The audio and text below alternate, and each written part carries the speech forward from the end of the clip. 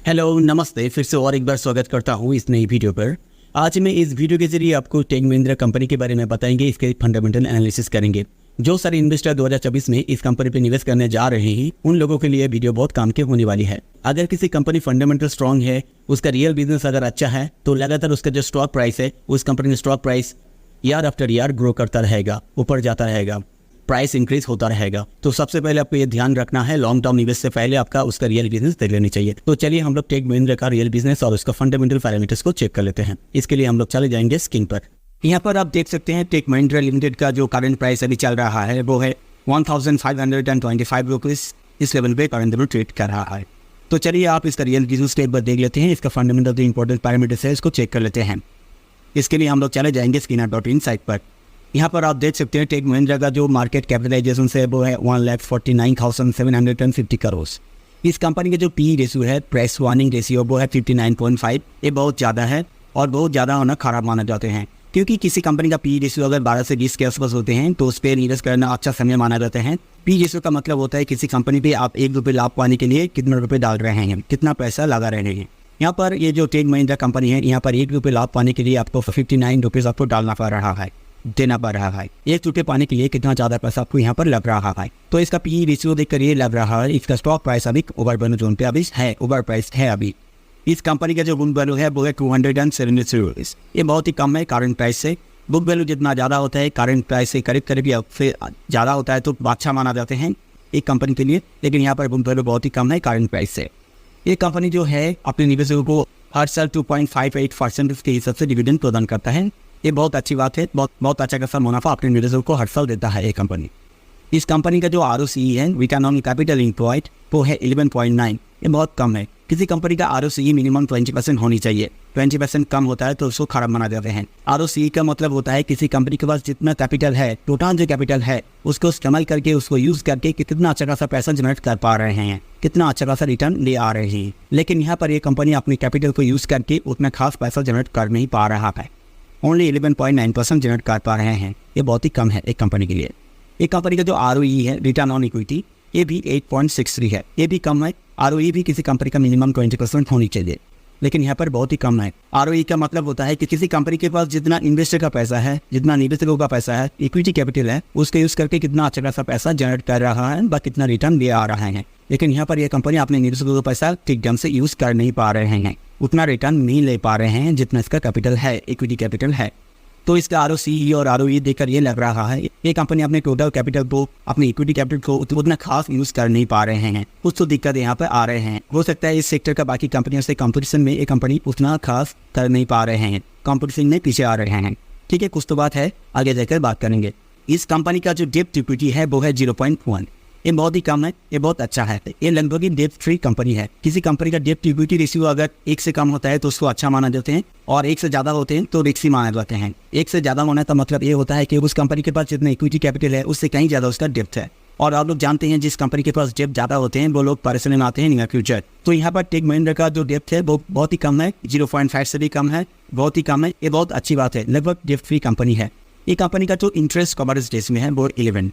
ये बहुत बढ़िया है। किसी कंपनी का इंटरेस्ट कवरेज रेशियो मिनिमम 3 होनी चाहिए। 3 से ज़्यादा जितना होगा उतना अच्छा माना जाता है, लेकिन मिनिमम 3 होनी चाहिए। 3 से कम होना बिक्सी माना जाता है एक कंपनी के लिए। इंटरेस्ट कवरेज का मतलब ये होता है किसी कंपनी के पास जितना डेब्ट है, उस डेब्ट का जो प्रीमियम है, उस लोन का जो प्रीमियम है, उसको ये अपने ऑपरेटिंग पर्पज से कितना आसानी से चुका सकता है या नहीं, कोई परेशानी या दिक्कत होता है या नहीं। लेकिन यहाँ पर इसके इंटरेस्ट कवरेज रेशियो देखकर ये लग रहा है ये कंपनी को अपनी जो डेब्ट है उसका प्रीमियम देने में इसको कोई दिक्कत नहीं हो रहा है। इस कंपनी का जो डेब्ट का जो प्रीमियम है उससे कहीं ज़्यादा इसका ऑपरेटिंग प्रॉफिट्स है। तो ये रेशियो देखकर भी ये लग रहा है ये कंपनी बहुत अच्छा खासा स्ट्रॉन्ग पोजीशन पे है, फाइनेंशियली स्ट्रॉन्ग है। ये कंपनी का जो करंट रेशियो है ये भी ठीक ठाक है। करंट रेशियो हमेशा 1 से ज़्यादा और 3 से कम होता है तो उस कंपनी को अच्छा माना जाता है निवेश करने के लिए। ठीक है, करंट रेशियो का मतलब ये होता है किसी कंपनी के पास जितना करंट लायबिलिटी है उसको करंट एसेट से चुका सकता है नहीं। लेकिन यहाँ पर टेक महिंद्रा का जो करंट लायबिलिटी है वो करंट एसेट से आसानी से चुका सकता है। शॉर्ट टर्म लायबिलिटी चुकाने के लिए इसके पास ज़्यादा करंट एसेट है। इसको देखकर भी ये लग रहा है ये कंपनी बहुत फाइनेंशियली स्ट्रॉन्ग है। चलिए आप इसका सेल्स को देख लेते हैं। इस कंपनी का जो इस साल का क्वार्टर सेल्स है तो पिछले साल की क्वार्टर से -1.17% ग्रोथ हुए हैं, मतलब डिक्रीज हुए हैं। पिछले क्वार्टर से इस क्वार्टर इसका सेल्स घट गए हैं। ये बहुत खराब बात है। एक कंपनी का सेल्स कम हो जाना बहुत ही खराब माना जाते हैं, फ्यूचर में टेंशन में आ सकते हैं। इस कंपनी का जो सेल्स ग्रोथ है इस पूरे साल का वो पिछले पूरे साल से -3.53% इंक्रीज हुए हैं, मतलब घट गए हैं। पिछले साल से इसका सेल्स घट गए हैं, ये बहुत ही खराब बात है। इस कंपनी की जो सेल्स ग्रोथ है इस साल पास्ट 3 ईयर्स से 11.2% इंक्रीज हुए हैं, ये अच्छी बात है। इस कंपनी की जो सेल्स ग्रोथ है पास्ट 7 ईयर्स से 8.62% इंक्रीज हुए हैं, ये भी बहुत बढ़िया बात है। तो इसका सेल्स पैरामीटर देखकर ये लग रहा है ये कंपनी फास्ट 7 ईयर्स की सेल्स से इसका करंट सेल्स इंक्रीज हो रहे हैं, पास्ट 3 ईयर्स की सेल्स इसका करंट ईयर में इसका सेल्स इंक्रीज हो रहे हैं, लेकिन पिछले साल से इस साल इसका सेल्स घट रहे हैं, करंट साल में इसका सेल्स घट रहे हैं। तो चलिए आप इसका प्रॉफिट ग्रोथ को एक बार देख लेते हैं। इसका जो क्वार्टर प्रॉफिट है इस साल का वो पिछले क्वार्टर से 23% इंक्रीज हुए हैं, ये बहुत बढ़िया बात है। पिछले साल से इसका प्रॉफिट ग्रोथ इंक्रीज हुए हैं। इसका जो प्रॉफिट ग्रोथ है इस पूरे साल का पिछले साल से -42.6% इंक्रीज हुए हैं, मतलब पिछले साल से इसका सेल्स बहुत घट गए हैं, बहुत कम हो चुका है। इस कंपनी का जो प्रॉफिट ग्रोथ है पास्ट 3 ईयर से इस साल -18.5% इंक्रीज हुई है, मतलब इसका सेल्स घट रहे हैं 3 साल से, ये भी बहुत खराब है। इसका जो क्वार्टर प्रॉफिट है वो पास्ट 7 ईयर से -2.4% इंक्रीज हुए हैं। तो इस कंपनी का प्रॉफिट ग्रोथ पैरामीटर देखकर ये लग रहा है ये कंपनी फास्ट 7 ईयर से पास्ट 3 ईयर से इसका प्रॉफिट घट रहे हैं। पिछले साल से भी इसका प्रॉफिट इस साल बहुत कम हो चुका है, ये बहुत दिक्कत वाली बात है।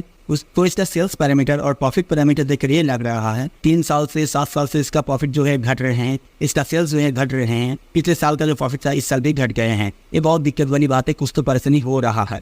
ये फाइनेंशियली बहुत स्ट्रॉन्ग है, लेकिन करंट साल में इसका बिजनेस इतना खास नहीं चल रहा है, ये बहुत दिक्कत वाली बात है। ये हो सकता है अपने सेक्टर का जो बाकी कंपनी है उस सारी कंपनियों से कंपटीशन में ये कंपनी कंपटीशन नहीं कर पा रहे हैं, दिक्कत में आ रहा है। कुछ तो इसका दिक्कत हो रहा है। फाइनेंशियली स्ट्रॉन्ग है लेकिन बिजनेस इसका उतना अच्छा हो नहीं रहा है। तो अभी देखना ये है कि नियर फ्यूचर ये कंपनी अपना सेल्स को अपना प्रॉफिट को बढ़ा पाता है या नहीं। और एक पैरामीटर हमको तय होनी चाहिए किसी कंपनी पे निवेश करने से पहले, वो है कंटीजेंट लायबिलिटी। इस कंपनी की जो कंटीजेंट लायबिलिटी है वो है 5,798 करोड़, ये बहुत खराब है। कंटीजेंट लायबिलिटी कंपनी के लिए बहुत खराब माने जाते हैं, क्योंकि कंटीजेंट लायबिलिटी का मतलब ये होता है किसी कंपनी के ऊपर कोई लीगल केस चल रहा है, एक कंपनी के ऊपर कोई लीगल केस चल रहा है और एक कंपनी अगर वो लीगल केस हार जाते हैं तो उसके जो रकम है इसको चुकाना पड़ेगा। तो और एक इंपॉर्टेंट पैरामीटर्स आपको चेक करनी चाहिए किसी कंपनी पे निवेश करने से पहले, वो है प्रोमोटर होल्डिंग। क्योंकि प्रोमोटर लोग सिर्फ फाउंडर होते हैं, फाउंडर्स को सब कुछ पता होना चाहिए बिजनेस के बारे में, आगे जाके क्या करेगा क्या नहीं करेगा, क्या डिसीजन लेने वाला है बिजनेस को ग्रो करने के लिए, सब कुछ उन लोगों को पता होते हैं। तो उन लोगों को होल्डिंग्स देना बहुत ही जरूरी होता है। तो यहाँ पर स्क्रॉल करके जब आप नीचे आएंगे तो आप देख पाएंगे यहाँ पर शेयर होल्डिंग पैटर्न, यहाँ पर आप देख सकते हैं प्रोमोटर होल्डिंग्स। टेक महिंद्रा का जो प्रोमोटर होल्डिंग्स है करंट दिनों वो है 35.04, ये बहुत ही कम है। एक कंपनी को अच्छा माना जाता है जब उस कंपनी के प्रोमोटर होल्डिंग्स मिनिमम 50% से ज़्यादा होता है तब। यहाँ पर 35 है, बहुत ही कम है। आप यहाँ पर देख सकते हैं 2021 से वो लगातार इस जो होल्डिंग्स है इसको घटा रहे हैं। आप यहाँ पर देख सकते हैं सितंबर 2021 में जो था दिसंबर 2021 में घट गए हैं, दिसंबर 2021 में जो होल्डिंग्स था मार्च 2022 में देखिए घट गए हैं। हर क्वार्टर वो अपने होल्डिंग्स को सेल कर रहा है। कोई तो दिक्कत कोई तो प्रॉब्लम इस कंपनी को हो रहा है, प्रोमोटर अपना होल्डिंग्स को सेल कर रहा है, अपना होल्डिंग्स को घटा रहे हैं। तो मेरा क्वेश्चन देखना ये है कि प्रोमोटर अपना होल्डिंग्स को बढ़ाता है या नहीं। अगर बढ़ाता है तब इसमें निवेश करने के लिए सोचनी चाहिए लॉन्ग टर्म में। अभी घटा रहे हैं और करंट साल में इसका सेल्स भी अचानक से बहुत कम हो चुका है, इसका प्रॉफिट भी कम हो चुका है। ये कंपनी फाइनेंशियली तो स्ट्रॉन्ग है, करंट में इसका बिजनेस अच्छा खासा नहीं चल रहा है। अगर ऐसा चलता रहा तो आगे जाकर ये कंपनी परेशानी में आ सकता है, फाइनेंशियली वीक हो सकता है। तो ये देखना है नियर फ्यूचर इसका सेल्स ग्रो होता है कि नहीं, इसका प्रॉफिट ग्रो होता है कि नहीं, प्रोमोटर लोग अपना होल्डिंग को बढ़ाता है कि नहीं, तब जाकर यहाँ पर निवेश करने के लिए सोचनी चाहिए।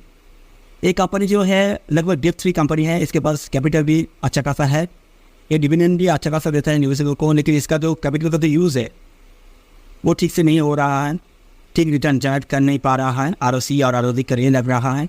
तो इसका फंडामेंटल पैरामीटर्स देखकर ये लग रहा है कि इसका बिजनेस करने में कुछ दिक्कत आ रहे हैं। हो सकता है इस सेक्टर का बाकी कंपनी से कंपटीशन में ये पीछे आ रहा है, उतना अच्छा नहीं कर पा रहा है, ये हो सकता है। क्योंकि इसके पास लोन ज़्यादा नहीं है, इसके पास लोन चुकाने के लिए अच्छा खासा पैसा है, लेकिन इसका जो कैपिटल है वो ठीक ढंग से यूज़ नहीं हो रहे हैं। ऊपर से इसके जो प्रोमोटर्स है, जो सारे प्रोमोटर्स से अपने होल्डिंग तो घट रहे हैं 2021 से। तो जो सारे इन्वेस्टर अभी इन्वेस्ट करना चाहते हैं लॉन्ग टर्म के लिए, तो अभी निवेश मत कीजिए। ये जो सारे पैरामीटर्स है इसको थोड़ा इंक्रीज होने दीजिए। आप देखिए इन फ्यूचर इसका सेल्स अच्छा खासा होता है, उसका प्रॉफिट ग्रो होता है कि नहीं होता है, प्रोमोटर होल्डिंग ग्रो होता है कि नहीं होता है, इसके बाद आपको निवेश करना है। तो अभी यहाँ पर निवेश मत कीजिएगा। तो अभी अगर इस सिचुएशन में आप निवेश करेंगे तो आपके लिए दिक्कत वाली बात हो सकती है। तो फिलहाल आज के लिए इतना ही, मिलते हैं नेक्स्ट वीडियो पर, तब तक के लिए बहुत बहुत धन्यवाद।